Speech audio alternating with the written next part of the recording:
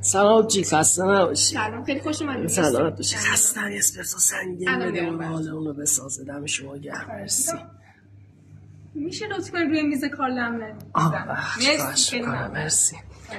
کاسبی چطوره؟ بازار چطوره؟ خوبه؟ الحمدلله. خوش می‌بینید. خوبه، ردیف همه چی خوبه. جناب لطف کنید روی میز لم بله.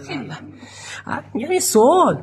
این قهوه‌تون کیلو چند می‌خرید شما؟ چجوریه؟ اینا متفاوت قیمتاش، از 500 600 داریم به بالا. بعد این هر اسپرسو چقدر میافته براشون؟ چجوری هر اسپرسو؟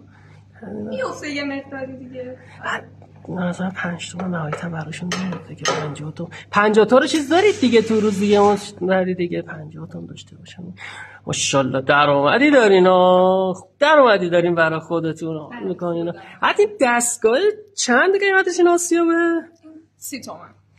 حتی اون چیز اون اسپرسو سازی صنعتیه دیگه. اون چند؟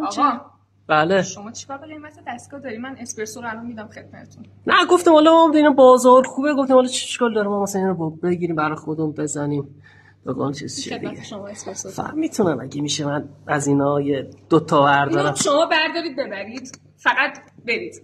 مرسی.